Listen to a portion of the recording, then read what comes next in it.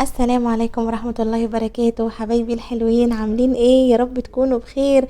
كل سنة وانتم طيبين وفرحانين. احلى ايام الشهر خلاص مستنيانا، واحنا كمان هنستنى احلى ايام الشهر باحلى زبادي فراولة. لا مش بس كده، ده احنا كمان هنعمل توبنج الفراولة اللي هيجنن، وولادك هيفتكروا ان انت جايباه من بره. بصوا الكريمي والطعم والنكهة تحفة. وبصوا كمان بقى على توبنج الفراولة عامل ازاي. توبنج من الاخر، يعني قطع الفراولة كده والخفية بتاعت زيها، يعني ما تشوفوه معايا للاخر هتحسوا ان كأنك جايباه من بره. يلا بقى تابعوا الفيديو معايا ونشوف هنعمل ايه.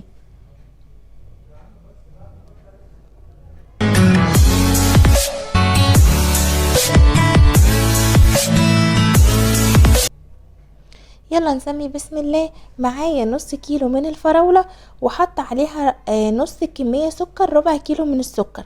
عايزين تضافوا الكمية تحطوا كيلو على نص كيلو من السكر، مفيش اي مشكلة، بس انا هنا عاملة كمية كده صغيرة تكفيني للكام طبق اللي انا هعملهم الفترة الجاية. بس هنقلبهم في بعض، نفس التكنيك بتاع مربى الفراولة. هنقلبهم في بعض ونسيبهم من بالليل للصبح في التلاجة، او من الصبح نخليها في التلاجة ونيجي نشتغل بيها بالليل. وبعد كده هتبدأ بقى خلاص، هي نزلت ميتها، هناخدها على حلة ونجري بيها على النار علشان نشوف بقى هنعمل ايه بقى وهنتكتك في ايه. التوبينج ده بيبقى طعمه حلو قوي، وبيبقى لذيذ قوي مع الزبادي، خصوصا مع الاطفال اللي هي بقى ايه بدأت تصوم ومش حابة ان هي تاكل الزبادي العادي. فاحنا بنشجعهم ونديهم حاجة فيها كالسيوم وسكريات وفاكهة جميلة. كل ده بنديهولهم في الزبادي اللي هنعمله ان شاء الله بايدينا، مش هنشتري حاجة من بره. بنفضل بقى نقلب فيه كده ونشيل الريم اللي بيطلع فوق الوش عشان يديني اللمعة والنقاء اللي احنا شفنا بيه التوبينج. وبعد كده بنبدأ بقى ان احنا اما يغلي نعصر عليه كده ايه نص ليمونة، ونهدي بقى عليه النار. بس احنا مش عاوزين بقى نسهى عليه ونسيبه زي المربى. لا بصوا انا عاوزاه اهو كده، عاوزاه الخفية بتاعته تكون خفيفة شوية، مش تقيل زي المربى، والقطعة تفضل محتفظة كده بنفسها زي الزبادي اللي احنا بنجيبه من بره.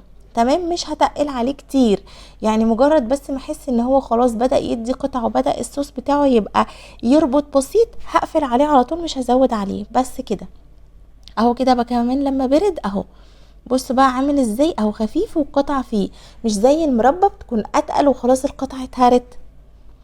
وخلاص كده بقى هشيله في طبق واحطه او في برطمان في التلاجة وهستخدمه. طيب لو انا اتبقى معايا كمية وخايفة ان هي تبوظ، هشيلها في كيسة او في برطمان في الفريزر، وهاخد منها على قد ما هستخدم، يعني هقسمها على قد الحبة اللي انا هستخدمهم. بس كده احنا خلصنا التوبينج خلاص. يلا بينا ندخل على الزبادي بقى. طبعا الزبادي احنا عملناه ياما مع بعض، بس المره دي ان شاء الله هنعمل بقى الفراوله. ادي التوبنج بتاعنا اهو، كنت خلاص نقلته في علبه وشايلاه في التلاجة. زي ما قلت لكم هنجيب زبادي خميره مره واحده، وانا هنا مستخدمه الزبادي البلدي. تمام.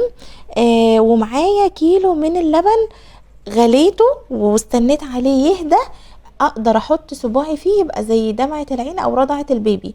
وهبدأ احط شوية بقى كده من اللبن بقشطته بقى بكله بخيره بكله في الخلاط، واديله بقى ضرب حلو قوي. هنديله ضرب كويس جدا. تمام، عشان يبقى القوام كله اهو اختلط ببعضه وطلع لي بقى ايه رغاوي كده، وبصوا السمك بتاعه.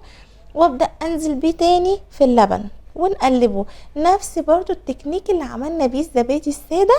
بس هنا الفرق ان احنا هنحط ايه، هنحط الزبادي الفراولة، قطع الفراولة. لو وصلتوا معايا بقى لحد هنا متنسوش اللايك الحلو الجميل ده، والرأيكم اللي بحبه وبموت فيه. هنبدأ بقى نحط، انا حطيت هنا استخدمت اطباق شفافة عشان اوريكم الشكل بتاعها. هحط فيها بقى ايه القطع بتاعتي بتاعت الفراولة كده من تحت.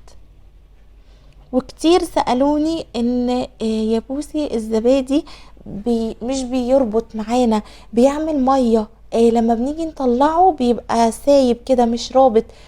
بصوا، اول حاجة الجو، احنا بنسيبه في التدفئة بتاعته في الفرن فرن طبعا مقفول بس متدفي. انا ما بحطش ميه في الصينيه من تحت، وما شاء الله كل سنه وكل الوقت اللي انا بعمل بيه الزبادي بيطلع معايا زي الفل، وكمان بيبدا يمسك نفسه من قبل ما احطه في التلاجة. سبب من الاسباب اللي هي تخليه يفك لو اللبن مش كويس، لو طولت عليه الوقت قوي في الفرن. لو انا حطيت له مثلا ميه سخنه بكميه طلعت فوقيه، او ان هي ما تخمرش فيها كويس، ما استنيتش عليه الفتره الكافيه ان هو يتخمر. لازم ان انا افصل وقت التخمير بعد كده بتاع الفرن بالتلاجة، عشان البكتيريا اللي جواه خلاص بقى تتحول لبكتيريا نافعه ونقدر ان احنا ناكلها. بصوا انا عملت هنا الطواجن الصغيره دي، عملتها ساده، وعملت التاني بالفراوله زي ما انتوا شايفين كده. انا هعمل ايه، غطيت بقى كل واحده بستريتش زي ما انتوا شايفين كده، علشان ما حبيتش ان انا اغطيها بفوطه ليه على طول. لو غطيتها بفوطه على طول هتعرق وتفضل تشرب الفوطه وتنقط، تشرب الفوطه وتنقط، وده عامل من العوامل اللي هيبوظ لي الزبادي. فهحط غطا او احط ستريتش كده. بصوا اهو انا كده طلعته من الفرن، انا لسه ما حطيتوش في التلاجة، بحطه في الفرن يعني متدفي، اقدر المس الفرن بايدي واقفله واحطه فيه حوالي 6-7 ساعات حسب الجو معايا. لو الجو حر بسيبه 4-5 ساعات، لو الجو مسقع شويه بسيبه مثلا 6-7 ساعات، وبشيله بعد كده من الفرن احطه في التلاجة. وكلي احلى زبادي.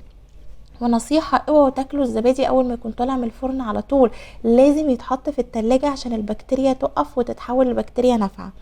وبقى معايا احلى زبادي فراولة. يا رب يا رب الفيديو يكون عجبكم، واشوفكم على الف خير. بصوا القوام بتاعه، كل سنة وانتم طيبين، ورب دايما دايما مع بعض كده في رمضان وفي كل حاجة.